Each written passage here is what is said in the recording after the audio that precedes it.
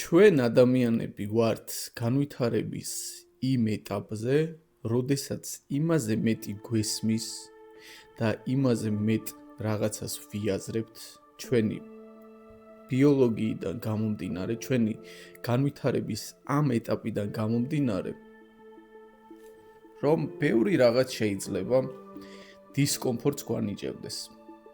როგორიცაა იმის რეალური გააზრება თუ რა ხდება იმის მერე, რაც ადამიანის ბიოლოგიური რესურსი ამოწურავს საკუთარ ვადას, საკუთარ დროს. ასე წარმომიდგენია, რომ აბსოლუტურად ყველა ადამიანმა იცის ამის შესახებ. ადამიანს განვითარების ამ ეტაპზე ისე ეშინია იმის აღიარების, რომ სიცოცხლის დასრულების შემდეგ უბრალოდ არაფერი არ არსებობს, რომ გამოიგონა სხვადასხვა რელიგიები, სხვადასხვა შეხედულებები იმის გადასაფარად, იმ რეალობის გადასაფარად, რომ სულაც არაფერი არ არსებობს. მოდი ერთად გავიაროთ, ძალიან მარტივად შევხედოთ, არ გავართულოთ და არ ჩავახშოთ ის ხმა, რომელიც გვიამბობს რეალობის შესახებ. არ ჩავახშოთ 1000 სხვადასხვა აზრით, სხვადასხვა პროგრამებით, სხვადასხვა მორალური ინფორმაციით, რომელიც ჩვენ გვაქვს დასწავლილი სხვადასხვა ადამიანების და რელიგიური ან ფილოსოფიური მოძღვრებების საშუალებით. და პირდაპირ გადავწიოთ ის ყველა ინფორმაცია, რაც თვით შემეცნებამ ჩვენ მოგვცა და ყველა ამ ინფორმაციის მიღმა დავინახოთ რეალობა. მე მინდა დაინახო ის, რასაც ისედაც ხედავ. მე მინდა შეხედო იმ რეალობას, რაც ისედაც არის. უბრალოდ ჩვენ ვართ ადამიანების ის ჯგუფი, ის ნაწილი, ვისაც სიცოცხლე ისე ძალიან უყვარს და ისე აფასებს, რომ მზად არის თავი მოიტყუოს და წარმოიდგინოს, რომ რაღაც მიღწევების შემდეგ, რაღაც მოძღვრების მიმდინარეობის შემდეგ დაიმსახურებს მარადიული სულის უკვდავებას. ერთ მხრივ შეიძლება გაჩნდეს კითხვა, რომ რატომ არ უნდა გინდოდეს, რომ იყო, რა ვიცი, უსასრულოდ და განიცადო უსასრულო რაღაც არსებობა. მე პასუხი მექნება ასეთი, რომ მინდა.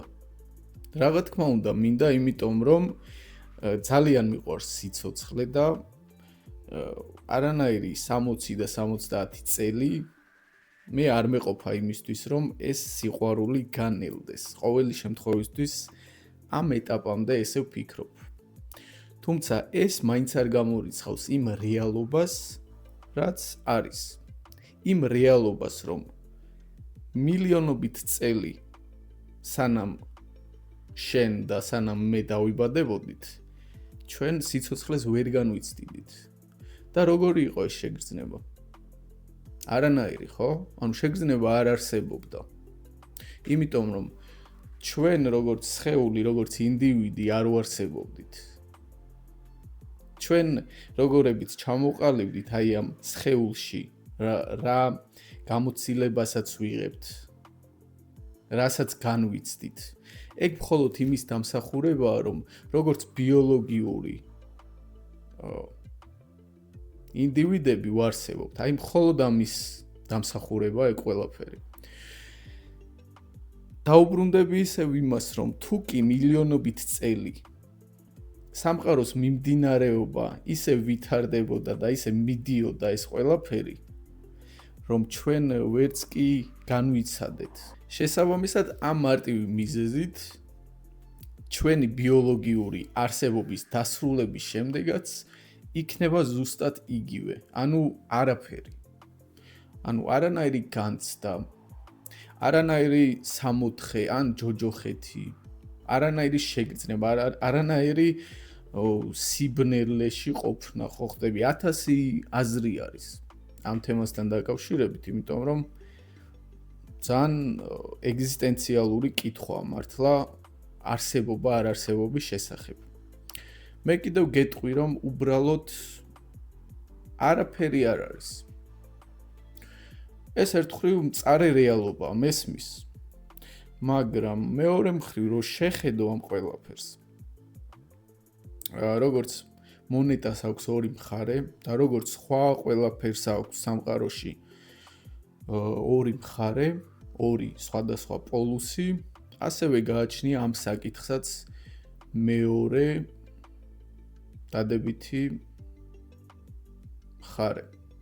ეს მხარე მდგომარეობს შემდეგში, რომ თუკი ამ რეალობას მივიღებთ, თუკი იმ რეალობას გაუსწორებთ თვალს, რასაც ისედაც ხვდებით. მეგობრებო, დაუკვირდი, ისედაც ხვდები, ხო? ეხლა ხო შეგიძლია რომ უბრალოდ შენ თავს დაუსვა კითხვა რომ მე ხო ამას ისედაც ხვდებოდი. ეს ჩემი სიტყვები ხომ არ არის. მე უბრალოდ შენი ყურადღება მინდა მივმართო იმისკენ, რასაც შენ ისედაც ფიქრობ. და რა არის ეგ რეალობა? რა არის ამ მოძღვრებების მიღმა? რა არის იმ ყველა ინფორმაციის მიღმა, რაც შენ აქამდე შეიძინე და რაც შენ აქამდე ისწავლე? მაგაში არაფერს ხედავ? მართალი ხარ? ეგ არის რეალობა, არაფერი არ არის.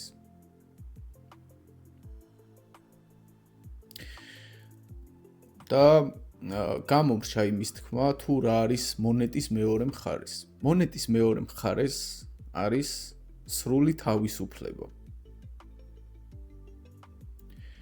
იმის გააზრება, რომ არანაირი მორალური ავტორიტეტი არ არსებობს, რომ არანაირი დასჯა ან ჯილდო არ არსებობს ამ სიცოცხლის შემდეგ, მაგის გააზრება ადამიანს აძლევს უსაზღრო თავისუფლების შეგრძნებას. და არა მარტო შეგრძნებას, ანუ ეს რეალობაა. თუკი არავინ არ განგსჯის, არავინ არ გაკონტროლებს და ამას იაზრებს შენ და კონტროლი არის მხოლოდ ის ილუზია, რასაც ჩვენ გვასწავლიან იმისთვის, რომ უბრალოდ მარტივად სამართავი იყოს ადამიანი. ამ ილუზიას თუ გავცდებით, მაშინ ჩვენ დავინახავთ რეალურ თავისუფლებას.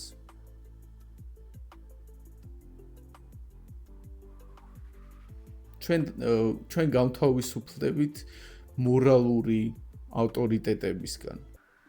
განთავისუფლდები იმ ყველა შემბოჭველი რაღაც ცნებებისგან, რაც გაფერხებს და გაბრკოლებს. ესე არ მოიქცე, იმიტომ რომ დიდი ძმა გიყურებს. მაგრამ რეალურად არავინ არ გიყურებს.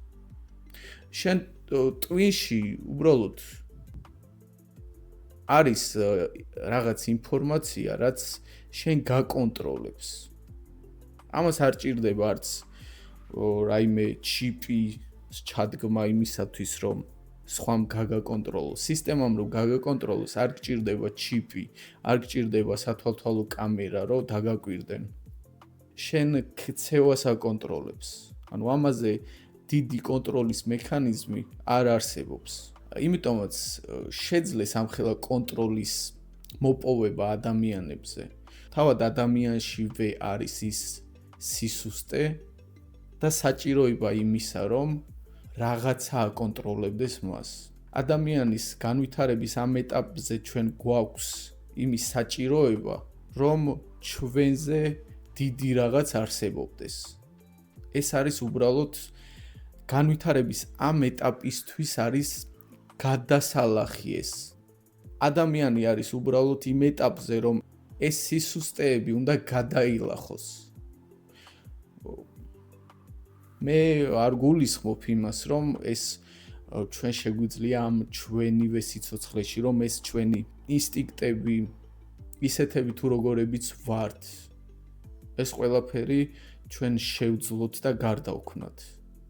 გარკვეულ ეტაპზე, გარკვეული მხრივ ამ ყველაფრის შეცვლა ჩვენ რა თქმა უნდა შეგვიძლია, მაგრამ 100%-ით ამას იმ მარტივი მიზეზით ვერ შევძლებთ, რომ ადამიანი არის უბრალოდ ევოლუციის ამ ეტაპზე. ჩვენი ბიოლოგიური ეტაპი არის ასეთი, რომ მსგავს პრობლემებში ვიყოთ. იმიტომ რომ მსგავსი პრობლემა ქმნის გამოსავალს. თუ არ არსებობს პრობლემა, ევოლუცია უბრალოდ ჩერდება. ეს არის ევოლუციის ერთ-ერთი მთავარი მექანიზმი.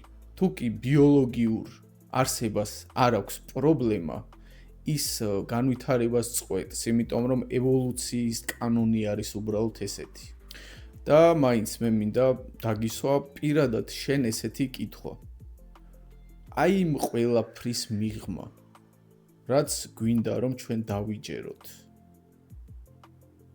რასაც ჩვენ გვაჯერებს სხვადასხვა ინფორმაცია.